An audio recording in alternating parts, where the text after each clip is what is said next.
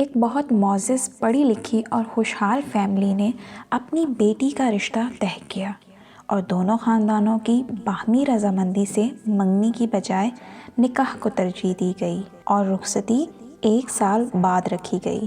6 ماہ گزرے ہوں گے کہ ایک روز نوشا میاں کا براہ راست پیغام آیا کہ لڑکی برقع پہنے اور اپنے تمام کزن سے پردہ کرے، ان سے کسی قسم کی دعا سلام بھی نہ رکھے۔ لڑکی کے والدین نے لڑکے سے دریافت کیا کہ کیا تم اس قابل ہو کہ شادی کے بعد ہماری بیٹی کو شریعت کے مطابق علیحدہ رہائش فراہم کر سکو، جہاں کسی غیر محرم کا کوئی گزر نہ ہو، سسرال والوں کا کوئی عمل دخل نہ ہو اور نہ ہی ہماری بیٹی پر کسی بھی سسرالی عزیز کی خدمت گزاری اور تابعداری کا بوجھ ہو۔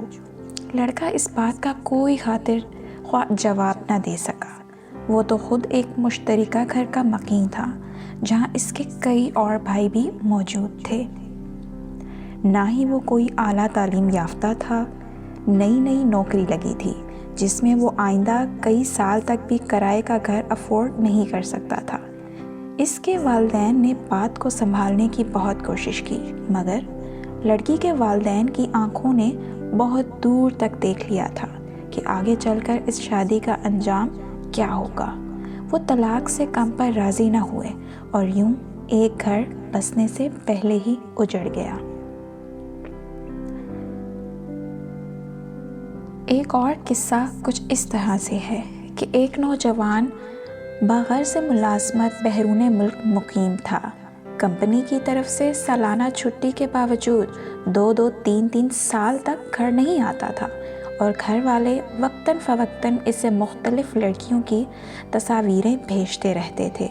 کبھی وہ ٹال جاتا تھا اور کبھی جو راضی ہو جاتا تو گھر والے کوئی نہ کوئی حلیہ بہانہ گھڑ کر بات ختم کر دیتے تھے۔ کئی سالوں کی نوٹنکی کے بعد بالآخر دونوں ہی کا ایک لڑکی پر اتفاق ہو گیا، رشتہ طے ہو گیا اور نوجوان وطن لوٹا تو جھٹ پٹ شادی بھی ہو گئی۔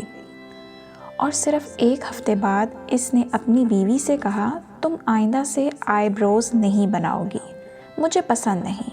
لڑکی سخت حیران ہوئی کیونکہ اس کے شوہر کے گھر کے بلکہ پورے خاندان کی خواتین کا دوسرا گھر بیوٹی پارلر ہوتا تھا۔ کوئی فیشن ایسا نہیں تھا جو وہ نہ کرتی ہو۔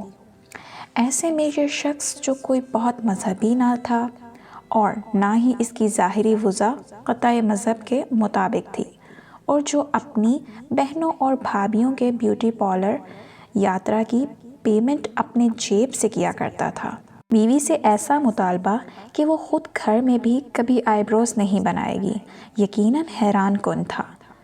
بجا طور پر اس لڑکی نے بھی یہی سوال کیا کہ میری جو تصویر پسند کرانے کے لیے آپ کے پاس بھیجی گئی تھی، اس میں میری بنی ہوئی آئی بروز کسی اندھے کو بھی نظر آ سکتی تھی۔ جب آپ ان کے اتنے خلاف تھے تو جانتے بوجھتے مجھے پسند کیسے کر لیا؟ اصل میں موصوف کسی وقت دوستوں کی محفل میں جوش تبلیغ میں یہ شرط لگا بیٹھے تھے کہ شادی کے بعد میری بیوی آئی بروز نہیں بنائے گی، اگر بناتی بھی ہوگی تو میں بند کرا دوں گا۔ اب ان کی انا کا مسئلہ آ گیا تھا کہ اگر بیوی ان کی بات نہیں مانے گی تو دوستوں میں سبکی کا سامنا ہوگا اور ان کی عزت کی خاطر بیوی کو اپنے شوق یا ضرورت کی قربانی دینی ہوگی۔ حیرت کی بات ہے کہ اس نوجوان نے دوستوں کے ساتھ یہ شرط نہیں لگائی کہ میں اپنے نکاح میں آئی ہوئی عورت کو ہر قیمت پر اپنے ساتھ رکھوں گا، اسے نامحرم رشتوں کے ساتھ تنہا نہیں چھوڑوں گا، اسے اپنے پورے خاندان کی غلامی میں نہیں دوں گا۔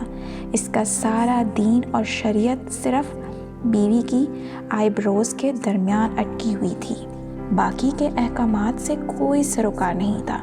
اگر اسی طرح یہ لڑکی بھی ضد پر اتر آتی کہ مجھے اس طرح دیکھ کر پسند کیا گیا تھا اور شادی سے پہلے ہی واضح کیوں نہیں کیا گیا تھا کہ کیا ناپسند ہے، تو اس شادی کا بھی کیا انجام ہوتا، جو کہ اسی یقین دہانی کے ساتھ طے پائی تھی کہ لڑکی کو بہت جلد شوہر اپنے پاس بلا لے گا، اور ایسا سال تک نہیں ہو سکا۔ ایسے ہی اس سے ملتے جلتے اور بھی بہت سارے واقعات ہیں، یہاں صرف 2 مثالیں پیش کی گئی ہیں۔